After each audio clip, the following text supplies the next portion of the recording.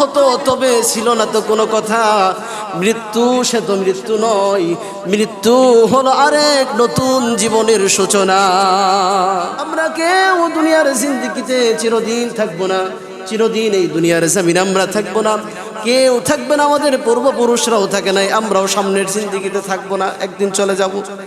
আজরাইল আলাইহিস সালাম যখন চলে আসবেন, একটা সেকেন্ড এদিক সেদিক করবেন না, আমার আপনার প্রাণটা নিয়ে যাবে, যাবে কিনা বলেন? তো যার জন্য আপনি আমি যতদিন বেঁচে থাকবো গোলামি করব কার বলেন? কার গোলামি করবেন বলেন? সকল কাজ একমাত্র কার উদ্দেশ্য করবেন বলেন? সকল কাজ একমাত্র আল্লাহর উদ্দেশ্যই করতে হবে। আল্লাহকে সন্তুষ্টি রাখার জন্য আমাদের সকল কর্ম হতে হবে। আর আল্লাহকে সন্তুষ্টি ছাড়া যদি কোনো কর্ম করেন, সেই কর্মের জায়গায় থাকবে, আল্লাহ পর্যন্ত পৌঁছবে না। তো যার জন্য সাহাবায়ে কেরামরা যদি কোনো কর্ম করতেন, কোনো কাজ করতেন, আল্লাহ সুবহানাহু ওয়া তাআলাকে রাজি খুশি করার জন্যই কর্ম করতেন, কাজ করতেন। দুনিয়ার কোনো মানুষকে দেখানোর জন্য না। চাচা 5 টাকা মসজিদে দিতেন, আল্লাহকে দেখানোর জন্যই দিতেন। আল্লাহর ঘরে 5 টাকা 10 টাকা দিতেন, আল্লাহকে রাজি খুশি করার জন্যই দিতেন। কোনো গরিব দুঃখীকে সদকা করতেন, আল্লাহকে রাজি খুশি করার জন্যই করতেন। মসজিদে অ্যালাউন্স হয়ে যেত আজানের জন্য, তারা সকল কাজ কর্ম থেকে ফারেক হয়ে আল্লাহর ডাকে সাড়া দিতেন। আর আমরা তো মসজিদে আজকে আসতেই চাই না। মসজিদে নামাজ পড়তে আসলে আধা ঘন্টা সময় লাগবে জোহরের নামাজ পড়তে গেলে।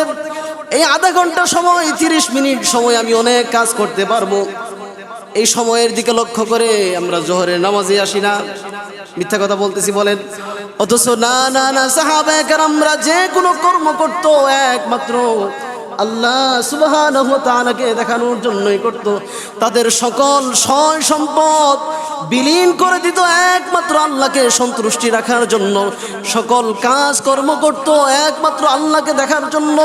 তাদের সহায় সম্পত্তি, টাকা পয়সা, জায়গা জমি সব কিছু আল্লাহর রাজি খুশি করার জন্য বেঈমানদের দিয়ে দিতেন। বলেন না সুবহানাল্লাহ।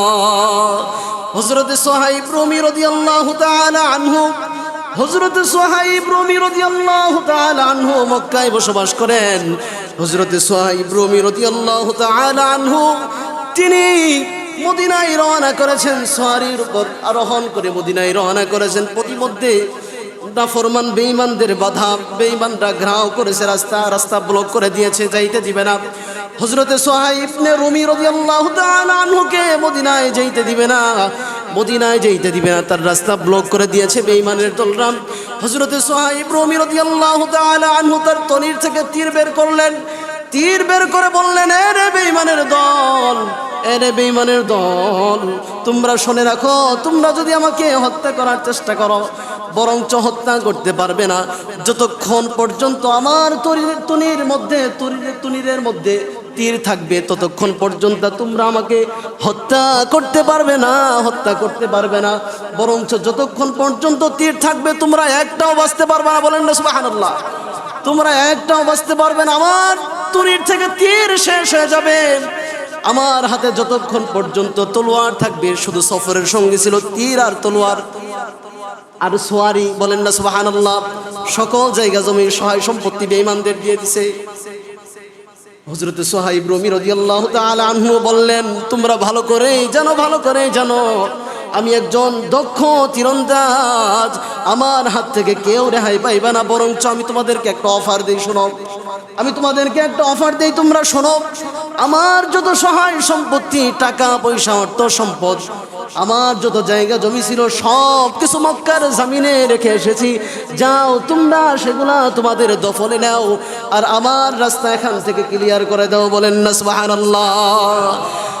একমাত্র কাকে রাজি খুশি করার উদ্দেশ্যে মদিনায় রওনা করেছেন বলেন? আল্লাহকে রাজি খুশি করার জন্য মদিনায় রওনা করেছেন। সে যদি চাইতো সহায় সম্পত্তি সব কিছু নিতে পারতো, বরঞ্চ তা না নিয়ে 3টা জিনিস নিলেন। 1 নাম্বার সোয়ারি নিলেন, 2 নাম্বার তীর নিলেন, 3 নাম্বার তলোয়ার নিলেন। এই পর্যন্তই তার সফর সামগ্রী ছিল। বলেন না সুবহানাল্লাহ। আর আজ আমি মসজিদ মাদ্রাসার জন্য 1000 টাকা দিব, কত প্রচুর মুচুর করি কিনা বলেন? হায় হায়, আমার সম্পদের মনে হয় অর্ধেক চলে যাইতেছে, এমন মনে করি কিনা? হ্যাঁ মনে হয় সম্পদের অর্ধেক চলে যাইতেছে। না না না চাচা, আপনার সম্পদের অর্ধেক চলে যাচ্ছে না। আপনি যদি আল্লাহর ঘরের জন্য 1000 টাকা দান করেন, সেটা হবে আল্লাহকে সন্তুষ্টি রাখার জন্যই। আর আল্লাহ বললেন, মিনান নাসি মান ইয়াশরি নাফসাহু ইবতিগা আমারদাতিল্লাহ ওয়াল্লাহু রাউফুম বিল ইবাদ। জোরে বলেন সুবহানাল্লাহ। রব্বুল আলামিন বলতেছেন সূরাতুল বাকারার 207 নম্বর আয়াতের মধ্যে, আল্লাহ পাক রব্বুল আলামিন বললেন, মিনান নাস, কিছু মানুষ এমন রয়েছে মাইয়াশরি, যারা বিসর্জন দিয়ে দেয়, যারা ত্যাগ করে কুরবানি করে দেয়। কি কুরবানি করে দেয়? নাফসাহু, স্বীয় জীবনকে। কি কে বলেন? স্বীয় জীবনকে, জীবন না তার সহায় সম্পত্তি সকল কিছুকে আল্লাহর জন্য বিসর্জন দিয়ে দেয়। নাফসাহু ইবতিগা আমারদাতিল্লাহ, নাফসাহু ইবতিগা আমারদাতিল্লাহ, আল্লাহকে সন্তুষ্টি রাখার জন্য সব কিছু বিসর্জন দিয়ে দেয় একমাত্র আল্লাহকে সন্তুষ্টি রাখার জন্য। আমরা কি কুরবানি করি বলেন? একটু আগেই বলেছি 30 মিনিট লাগবে জোহরের নামাজ পড়তে। 30 মিনিটও লাগবে না চাচা, 5 ওয়াক্ত নামাজ পড়তে সর্বোচ্চ 2 ঘন্টা সময় লাগে প্রতিদিন। আল্লাহ আপনারে বাকি আরো কয় ঘন্টা সময় দিছে? 22 ঘন্টা। 24 ঘন্টার মধ্যে 2 ঘন্টা ছেড়ে দেন, বাকি থাকে কয় ঘন্টা? 22 ঘন্টা সময় আপনার নিজের কাজেই লাগাইতে বলছে। 2 ঘন্টা সময় আপনি মালিকরে দেন না, এইটুক সময় কুরবানি করতে পারেন না আল্লাহর জন্য। আর সাহাবায়ে কেরামরা কি করতেন? সকল সহায় সম্পত্তি, সকল টাকা পয়সা, সকল জায়গা জমি সব কিছু বেঈমানদের নামে দখল করে দিয়েছেন। পারবেন কি? পারবেন? এই মসজিদের নামে এখন তার কোনো বেঈমান নাই। এলাকার মধ্যে আছে কাফের? আছে। অমুসলিম আছে কেউ? না, নাই। আমার এলাকায় নাই। আছে কেউ? নাই। আমার এই কান্দারপাড়ার মধ্যে, কান্দারপাড়া মোড়ের মধ্যে কেউ নাই? আছে কেউ? নাই। আর তাহলে আমাদের করণীয় কি? এই মসজিদের জন্য আপনারা কি কেউ পারবেন 10,000, 15,000, 20,000 দিতে? মুজাহাদা করতে পারবো না। হ্যাঁ, আমরা মুজাহাদা করতে পারবো না। হ্যাঁ, মুজাহিদ আছে। মুজাহিদ আছে বলে এই মসজিদ উঠছে আজকে, নাকি বলেন? মধ্যে মুজাহিদ আছে বলে এই মসজিদ উঠছে। মসজিদের জায়গা কি 10 জনে দিছে? একজনেই তো দিছে, নাকি বলেন? একজনেই তো দিছে, নাকি? 10 জনে দেয় নাই। মধ্যে মুজাহিদ আছে। একটু চেষ্টা করতে হয়, মুজাহাদা করতে হয়, নফসের সাথে জিহাদ করতে হয়। নফসের সাথে যদি জিহাদ করতে পারি, তাহলে আপনি আর আমি কি হতে পারবো বলেন? আল্লাহু রাউফুম বিল ইবাদ, আল্লাহর দেওয়া প্রিয় বান্দা। আল্লাহ সব চাইতে সেই বান্দাদেরকে বেশি ভালোবাসে যেই বান্দারা আল্লাহর সন্তুষ্টির জন্য সব কিছুকে বিসর্জন দেয়, সব কিছুকে ত্যাগ করে দেয়। আল্লাহর ভালোবাসা পাওয়ার জন্য সব কিছুকে কুরবান করে দেয় একমাত্র কারে খুশি রাখার জন্য বলেন? আল্লাহর খুশি রাখার জন্য সব কিছু মুমিন বান্দারা ত্যাগ করে দেয় মাত্র শুধু একমাত্র আল্লাহরে রাজি খুশি করার জন্য। এই 30 মিনিট সময় আমার কি কাজে লাগবে? একটু অলসতা বসত শয়তানের ধোঁকায় পড়ে, শয়তানের ওয়াসওয়াসায় পড়ে আমি নামাজ পড়তে আসি না। সময়টা কিন্তু বড় কিছু না, হেলাই সেলাই তো 1-2 ঘন্টা সময় কেটে যায়, যাই কিনা বলেন? 1-1.5 ঘন্টা, 2 ঘন্টা, 5 ঘন্টা সময় হেলাই সেলাই কেটে যায়। বরঞ্চ আপনার বুঝতে হবে যে সেখানে আপনাকে শয়তানে ওয়াসওয়াসা দিচ্ছে, আপনাকে শয়তানে ধোঁকা দিচ্ছে। এটা আপনি আর আমার বুঝে আসে না। যদ্দুরুন আমরা আল্লাহর দেওয়া হুকুম, আল্লাহর দেওয়া বিধান আমরা আজ অমান্য করতেছি। কথা মিথ্যা বললাম? সময় কিন্তু হয়, সময় আমাদের হয়, কিন্তু শয়তানের ধোঁকায় পড়ি। শয়তানের ধোঁকায় পড়া যাব বলেন? আল্লাহ বলতেছেন ও মুসলমানরা, আল্লাহ প্রথমে বললেন তোমরা মুসলিম না হয়ে কবরে যায় না, মুসলিম না হয়ে কবরে যায় না। দ্বিতীয়ত রব্বে কাবা বলতেছেন তোমরা মুসলিম না হয়ে কবরে যায় না। হ্যাঁ, ভালো কথা। তোমরা ইয়া আইয়ুহাল্লাযীনা আমানু উদখুলু ফিস সিলমি কাফা ওয়া লা তাত্তাবিউ খুতুওয়াতিশ শাইতান ইন্নাহু লাকুম আদুউম মুবিন। শয়তান যে তোমাদের ধোঁকা দেয়, তোমাদের ওয়াসওয়াসা দেয়, কারণ কি তোমরা শয়তানের শরীয়তই মানতেছো। আমার কথা না, আল্লাহর কথা। আল্লাহ বলতেছে তোমরা শয়তানের শরীয়ত মানতেছো। কেমনে মানলাম আমরা শয়তানের শরীয়ত? শয়তান আমাদের যেভাবে ধোঁকায় ফেলে, যেভাবে ওয়াসওয়াসা দেয়, মনটারে আমরা বুঝাইতে পারি না। আমরা মনটারে বুঝাইতে পারি না। যদ্দুরুনি শয়তানের শরীয়ত মানতেছি আজকে আমরা। শয়তানের শরীয়ত মানবেন কে? হাত উঠান তো দেখি। কেউ মানবেন না? যাক আলহামদুলিল্লাহ। আমরা কেউ শয়তানের শরীয়ত মানবো না। শয়তানের শরীয়ত কি? ওয়াসওয়াসা। শয়তানের শরীয়ত কি বলেন? ওয়াসওয়াসা, ধোঁকায় ফেলা, হ্যাঁ, আপনাকে অন্ধকারাচ্ছন্নের মধ্যে ঠেলে দেওয়া, এটা হচ্ছে শয়তানের শরীয়ত। আর শয়তানের শরীয়ত থেকে যে বেঁচে আসতে পারবে সে হবে কি বলেন? আল্লাহু রাউফুম বিল ইবাদ, আল্লাহর প্রিয় বান্দা, আল্লাহ তার প্রতি সবচাইতে বেশি খুশি হন। সেই ব্যক্তি আল্লাহর সবচাইতে প্রিয় বান্দা, যেই ব্যক্তি শয়তানের দেওয়া ওয়াসওয়াসা থেকে, শয়তানের দেওয়া ধোঁকা থেকে দূরে থাকতে পারে, আর সেই ব্যক্তি হতে পারে আল্লাহর দেওয়া সবচাইতে বড় প্রিয় বান্দা। সুবহানাল্লাহ, আস্তে কর। শয়তানের ধোঁকায় পড়তে চান? তাহলে শয়তান এখান থেকে সরান না, বলেন না সুবহানাল্লাহ। একটু জোরে বলেন আল্লাহু আকবার, আর একটু জোরে বলেন আল্লাহু আকবার। এই আল্লাহু আকবারের ফজিলতটা শেষে গিয়ে বলবো ইনশাআল্লাহ।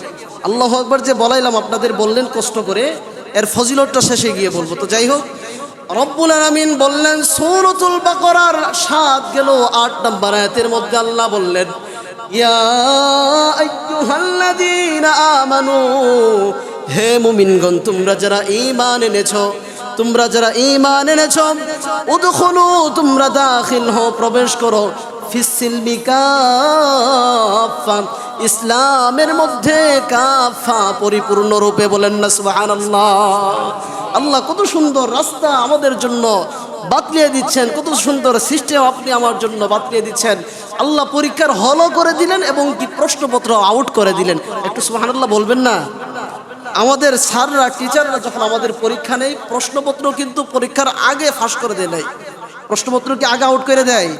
কখন দেয়? পরীক্ষার হলের ভিতরে গেলে। আল্লাহ বলছেন যে বান্দা আমার দুর্বল, বান্দা আমার দুর্বল, যার জন্য আমার আল্লাহ দুনিয়ার জামিনে বান্দার জন্য, হ্যাঁ, প্রশ্নপত্র আউট করে দিছে। কারণ বান্দা দুর্বল, আল্লাহ জানেন। বান্দা কি বলেন? বান্দা দুর্বল, যার জন্য আল্লাহ রাস্তা দেখাই দিচ্ছেন, ও বান্দা তোমরা ইসলামের মধ্যে প্রবেশ করো, উদখুলু, তোমরা প্রবেশ করো, তোমরা দাখিল হও, তোমরা এই রাস্তায় চলো, ডানের রাস্তায় চলো।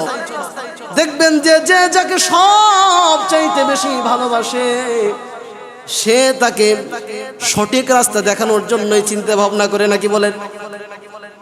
আপনার যেই বন্ধুটাকে বেশি ভালোবাসেন, আপনার বন্ধু আপনার বাড়িতে আসবে, আপনি দেখাই দিবেন যে বন্ধু, ও বন্ধু, ওই পাশের রাস্তাটা খারাপ, ভালো না, অনেক কেদব, এই ডানের রাস্তায় আসো, ডানের রাস্তায় আসো, ডানের রাস্তায় আসো, ডানের রাস্তাটা পরিষ্কার, ভালো রাস্তা, তুমি এই রাস্তায় আসলে তোমার জন্য সুবিধা হবে।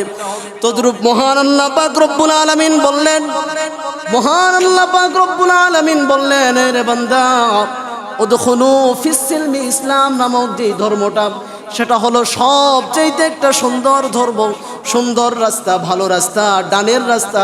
তোমরা এই রাস্তায় প্রবেশ করো, এই রাস্তায় তোমরা চলো, ফিসসিলমি কাফা, পরিপূর্ণ সব কিছু মেনে, সব কিছু গুছাই নিয়ে ডানের রাস্তায় চলো। কিন্তু তোমরা শয়তানের দেওয়া রাস্তায় চলিও না, তোমরা শয়তানের দেওয়া রাস্তায় চলিও না। ওয়ালা তাত্তাবিউ, তোমরা অনুসরণ করে চলো না, ওয়ালা তাত্তাবিউ, তোমরা অনুসরণ করে চলো না, খুতুওয়াতিশ শাইতান, শয়তানের দেওয়া রাস্তা। কার দেওয়া রাস্তা বলেন? আল্লাহ কার দেওয়া রাস্তায় চলতে বললেন? আল্লাহ বললেন যে ফিসসিলমি, ইসলাম নামক যেই রাস্তাটা, ইসলাম নামক যেই ডানের রাস্তাটা, তোমরা এই ডানের রাস্তায় চলো, বামের রাস্তায় যাও না। এই ডানের রাস্তায় থেকে ইবাদত করো। কার ইবাদত করব বলেন? ইবাদত কার করবেন? কার ইবাদত করবেন?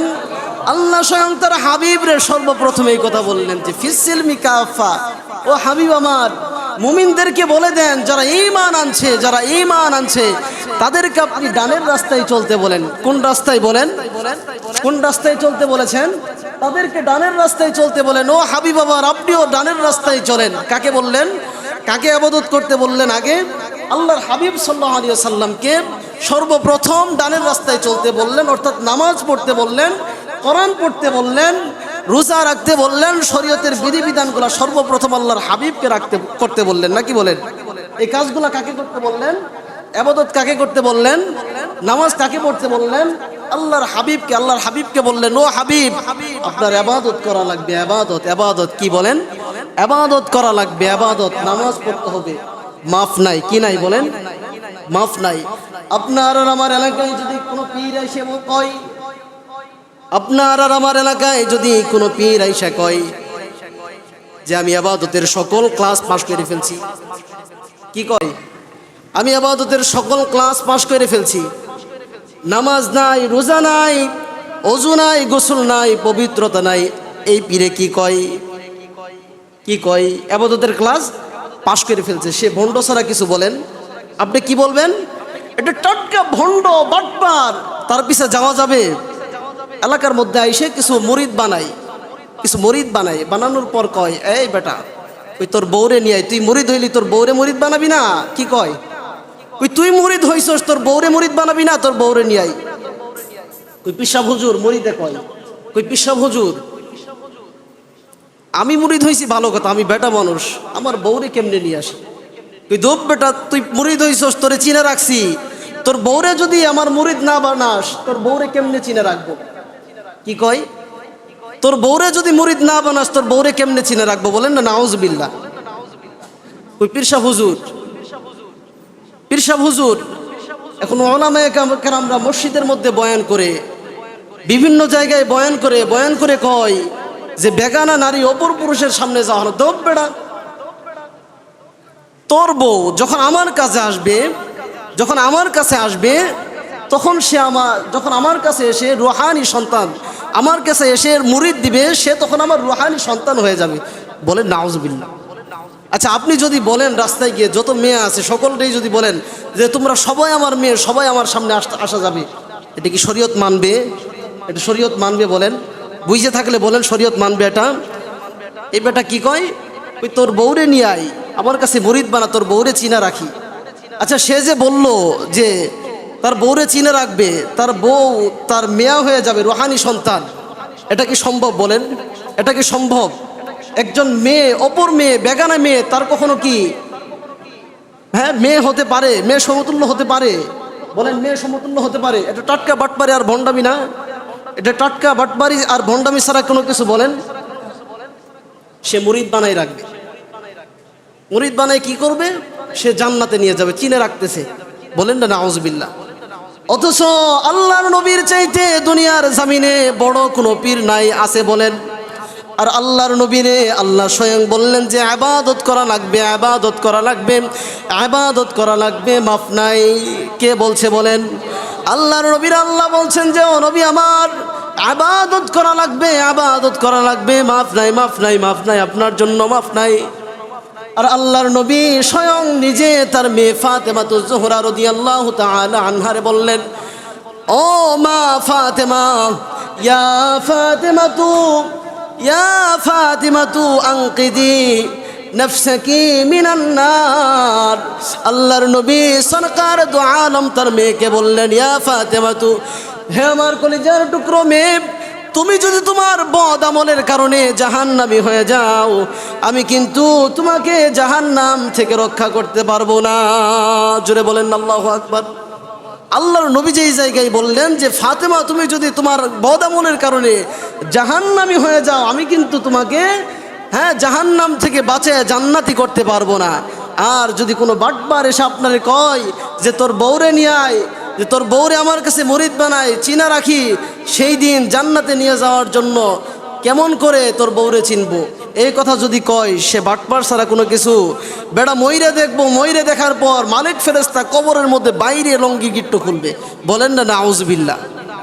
মালিক ফেরেশতা কি করবে? কবরের মধ্যে বাইরে লঙ্গির গিট্টু খুলবে। লঙ্গির এপাশ ওপাশ কোনায় গিরো দিয়ে মুরিদদেরকে ভালি ভালি বুঝায়। কবরের মধ্যে যাওয়ার পর বুঝে আসবে যে কবর কি ঘাটি। কবরের মধ্যে যদি একবার মানুষ ধরা খেয়ে যায়, প্রত্যেকটা ঘাটিয়ে ঘাটিয়ে ধরা খাবে। বলেন না নাউজুবিল্লাহ। ধরা খাইতে চান? ধরা খাইতে চান? তাহলে অজু করে না, অজু নাই, গোসল নাই, নামাজ নাই, কালাম নাই, রোজা নাই, তাদের পিছে যাবেন? নাকি মসজিদে এসে ইমাম সাহেবের পিছে নামাজ পড়বেন? কোনটা? আমি যা বোঝাতে চাইছিলাম, একজন বদ্দিনীর পিছে আমরা যাব না, যার মধ্যে ঈমান নাই, আমল নাই, যার মধ্যে পবিত্রতা নাই, ওযু নাই, গোসল নাই, এক কথাই শেষ, আমরা তার পিছে যাব না। যাব কার পিছে? একজন মসজিদের ইমাম যেই রাস্তায় হাঁটে, আমি যদি শরীয়তের আহকাম, হুকুম আহকাম জানি তো ভালো কথা, আলহামদুলিল্লাহ চলবো। যদি না জেনে থাকি, ইমাম সাহেব যেইভাবে আমাকে চালায় সেইভাবে চলবেন তো নাকি? বলেন চলবেন তো নাকি বলেন? চলবেন তো নাকি বলেন? হ্যাঁ, তার বাস্তব দৃষ্টান্তনের জলিলুল কদর একজন নবী ছিলেন, জলিলুল কদর নবী হযরত নূহ আলাইহিস সালাম। বিশাল লম্বা ঘটনা, আমি সংক্ষেপে বলে দিই আপনাদেরকে। জলিলুল কদর নবী হযরত নূহ পয়গম্বর। ইন্না আরসালনা নূহান ইলা কওমিহি আন আনযির কওমাকা মিন ক্বাবলি আন ইয়াতিয়াহুম আযাবুন আযীম। আল্লাহ পাক রব্বুল আলামিন জলিলুল কদর নবী হযরত নূহ পয়গম্বরকে বললেন, ও নবী, আপনার কওমরে আপনি গিয়ে সতর্ক বাণী দেন আমার জাহান্নামের আযাবের বিষয়ে, তাদেরকে সতর্ক করেন। কি করতে বললেন বলেন? সতর্ক করতে বললেন। 1 বছর 2 বছর নয়, 5 বছর নয়, 950 বছর দাওয়াত দিছে। কয় বছর বলেন? 950 বছর দাওয়াত দেওয়ার পর 80 থেকে 82 জন লোক হযরতে পয়গম্বর নূর ঈমান গ্রহণ করছে, বাকি সব বেঈমান নাফরমান কাফের হয়ে গেছে। বলেন না নাউজুবিল্লাহ। আর এক পর্যায়ে দেখা যায় যে তার বিবি এবং কি তার কন্যা, তার সন্তান কেনানা, তারাও ঈমান আনে নাই, তারাও বেঈমান হয়ে গেছে। এক সময় আল্লাহর হুকুম চলে আসলো যে, ও নবী, তারা যেহেতু ঈমান গ্রহণ করে নাই, আমি তাদেরকে ধ্বংস করে দিতে চাই প্লাবন দ্বারা। লম্বা ঘটনা, আমি সংক্ষেপে বলে দিই। আমি প্লাবন দ্বারা তাদেরকে ধ্বংস করে দিতে চাই। আল্লাহ প্লাবন দিয়ে দিলেন তাদেরকে ধ্বংস করার জন্য। আল্লাহর নবী নূহ আলাইহিস সালাতু ওয়াস সালাম তার সন্তানের প্রতি বাবাদের মহাব্বত কম না বেশি বলেন? বাবাদের মহাব্বত কম না বেশি? সন্তান যতই বাবারে কষ্ট দেখ, সন্তান যদি মুসিবতের মধ্যে পড়ে যায়, সর্বপ্রথম কাঁদে তার মা আর তার বাবা। মিথ্যা কথা বললাম? মিথ্যা কথা বললাম? চাচারা যারা আছেন, মিথ্যা কথা বললাম? আপনারা যতই কষ্ট দেখ, তবু আপনার সন্তান যদি মুসিবতের মধ্যে পড়ে যায়, সবচাইতে বেশি কাঁদে বাবা। যখন প্লাবন চলে আসলো, আর পয়গম্বর নূহ আলাইহিস সালাতু ওয়াস সালাম বললেন, ইয়া বুনাইয়া, ইয়া বুনাইয়া, হে বৎস, হে সন্তান আমার, আসো আসো আসো, ঈমান গ্রহণ করো, কলেমা পড়ো, ঈমান গ্রহণ করে চলে আসো। কেননা কয় আব্বা জান, না না না, হ্যাঁ প্লাবন আসছে তো কি হয়েছে, পাহাড় পর্যন্ত তো যাইতে পারবে না। যে আল্লাহ প্লাবন, যে আল্লাহ সাগরের মধ্যে পানি রাখতে পারে, সে আল্লাহ পাহাড় পর্যন্ত পৌঁছাইতে পারে কিনা বলেন? পৌঁছাইতে পারে কিনা বলেন? সে আল্লাহ পাহাড় পর্যন্ত পানি, প্লাবনের পানি পৌঁছাইতে পারে। নূহ পয়গম্বর তার সন্তানকে ডাকে, সন্তান আমার আসো আসো আসো আসো। তার সন্তান আসে না, আসে না, তার সন্তান আসে না। এক পর্যায়ে যখন পাহাড়ের উপর পানি চলে গেল, হ্যাঁ কেননা কয়, ও বাজান বাঁচান, ওই সময় সুযোগ আছে। নূহ পয়গম্বর ধরতে যায় হাত, আল্লাহর ওয়ার্ডার, আল্লাহ নিষেধ করে দিলেন, ও পয়গম্বর, আপনার সন্তানের হাত যদি আপনি ধরে কিস্তির উপর উঠান, স্টিমারের উপর উঠান, তাহলে ও নবী, আপনি স্বয়ং নিজেও কিস্তির উপর থেকে পড়ে যাবেন, নেমে যাবেন, আপনাকে ফেলে দেওয়া হবে। যার জন্য তার সন্তানকেই ছেড়ে দিলেন। কি ছেড়ে দিলেন বলেন? কারণ কি ছিল? তার সন্তানকেও দুনিয়াতে ধরলেন না। কারণ কি? তার সন্তান ঈমান আনে নাই, তার সন্তান বদ্দিনী অবস্থায় চলছে। দেখেন, বাবা কি তার সন্তানকে বাঁচাইতে পারছে? বলেন বাঁচাইতে পারছে? কোনো পীর সাহেব পারবে? বলেন পারবে? কোনো ইমাম সাহেব পারবে? কোনো খতিব সাহেব পারবে? কোনো নবী পর্যন্ত জাহান্নামের আগুন থেকে বাঁচাতে পারবে না। ও চাচা, একটু বোঝার চেষ্টা করেন না। তো আল্লাহ তাআলা আমাদের সকলকে জাহান্নামের আগুন থেকে বাঁচার তৌফিক দান করুন, এবং কি শরীয়তের সকল হুকুম আহকামগুলা বোঝা এবং আমল করার মতো তৌফিক দান করুন। সকলে বলি আমিন। আমি প্রথমে বলতে চেয়েছিলাম যে আল্লাহু আকবারের ফজিলতটা শেষে গিয়ে বলে দিব। আল্লাহর নবী আল্লাহরে প্রশ্ন করলেন, ইয়া রব্বুল আলামিন, আপনাকে কোন নাম ধরে ডাকলে সবচেয়ে বেশি খুশি হন? রব্বুল আলামিন জবাবে বললেন, ইয়া হাবিবাল্লাহ, আমার কোন বান্দা যখন আমাকে আল্লাহু আকবার বলে ডাক দেয়, একটু জোরে বলেন আল্লাহু আকবার। আমার কোন বান্দা যখন আমাকে আল্লাহু আকবার বলে ডাক দেয়, আমি সেই বান্দার প্রতি সবচেয়ে বেশি খুশি হয়ে যাই। বলেন না সুবহানাল্লাহ। আল্লাহর হাবিব আবার প্রশ্ন করলেন, ইয়া রব্বুল আলামিন, আপনার বান্দা কোন অবস্থায় থাকলে আপনার সবচেয়ে বেশি ভালো লাগে? মহান আল্লাহ পাক রব্বুল আলামিন জবাবে বললেন, ও আমার হাবিব আল্লাহ, আমার বান্দা যখন সিজদারত অবস্থায় থাকে, ওই সময় আমার সবচেয়ে বেশি ভালো লাগে। বলেন না সুবহানাল্লাহ। কারণ আমার মালিক বলেন, আমার বান্দার লাকাদ খলাকনাল ইনসান, লাকাদ খলাকনাল ইনসান, লাকাদ খলাকনাল ইনসানা ফি আহসানি তাকওয়িম। কারণ আমার আল্লাহ পাক রব্বুল আলামিন কয়, আমার বান্দা আমার বড় শখের, আমার বান্দার আমি বড্ড আদর করে বানাইছি, আমার বান্দার আমি বড় মায়া করে বানাইছি, আমি মহাব্বত করে বানাইছি। আমার বান্দারে তামাম সৃষ্টিকুলের, তামাম জাহানের মাখলুকাতের চাইতে আমার বান্দাদের সব চাইতে মায়া মহাব্বত ভালোবেসে বানাইছি। যদি আল্লাহ মায়া করে না বানাইতেন, আল্লাহ মুখ ধরে কইতেন না যে বান্দা তোমার সুন্দর লাগে, আল্লাহ মুখ ধরে বুলাইতেন আর বলতেন না যে বান্দা তোমার সুন্দর লাগে, মাথা ধরে বুলাইতেন আর বলতেন না যে বান্দা তোমার সুন্দর লাগে। আল্লাহ কোনো মাখলুকাত রে তার চেহারা ধরে বলেন নাই যে তোমার সুন্দর লাগে, তোমার সুন্দর লাগে। শুধুমাত্র কেবলমাত্র মানুষরাই বলেছেন যে আল্লাহ, যে বান্দা তোমার সুন্দর লাগে, সুন্দর লাগে। বলেন না সুবহানাল্লাহ। কারণ আল্লাহ স্বয়ং নিজেই বলেছেন, লাকাদ খলাকনাল ইনসানা ফি আহসানি তাকওয়িম। আল্লাহ স্বয়ং নিজেই বলেছেন যে আমার বান্দারে সবচেয়ে আমি সুন্দর করে বানাইছি, সবচেয়ে আমি বড্ড মায়া করে আমার বান্দারে বানাইছি। আল্লাহ যেহেতু আপনারে আমারে বড্ড মায়া করে বানাইছে, মায়া করে বানানোর কাজ করবেন তো নাকি? বলেন করবেন না? করবেন না নাকি?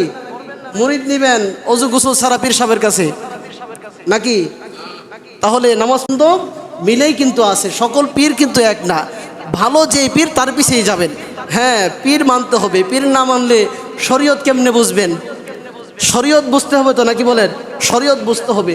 পীর আপনার মা, পীর আপনার বাবা, পীর আপনার মসজিদের ইমাম সাহেব, পীর আপনার হক্কানি আলেম।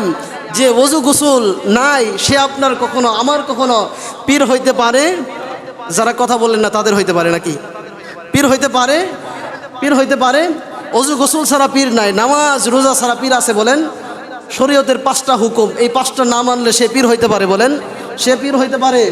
তাহলে আল্লাহ আমাদের, আমরা যে অবস্থায় থাকলে আল্লাহর সবচেয়ে বেশি ভালো লাগে সে অবস্থায় থাকবেন না নাকি? সেজদারত অবস্থায় থাকবেন না নাকি? নামাজ না পড়লেও হবে নাকি? নামাজ ছাড়াও তো সেজদা দেওয়া যায়। নামাজ পড়বেন না? নামাজ পড়বেন না? কে কে হাত উঠা তো দেখি। নামাজ পড়বেন না কে কে? সবাই পড়বেন? সবাই পড়বেন ইনশাল্লাহ? সবাই পড়বেন ইনশাল্লাহ? আল্লাহ বললেন বান্দা যখন সেজদারত অবস্থায় কি থাকে সবচাইতে বেশি ভালো লাগে? সবচাইতে কি লাগে? বলেন সবচাইতে বেশি ভালো লাগে আল্লাহর সেজদারত অবস্থায় যখন বান্দা থাকে। আল্লাহ তাআলা আমাদের সকলকে 5 ওয়াক্ত নামাজ সময় মেনটেন করে সঠিক সময়ে পড়ার মতো তৌফিক দান করুন। সকলেই বলি আমিন। আল্লাহ তাআলা আমাদের সকলকে শরীয়ত বোঝা এবং মানার মতো তৌফিক দান করুন। সকল বলি আমিন। আখিরি দাওয়ানা আলহামদুলিল্লাহি রাব্বিল আলামিন।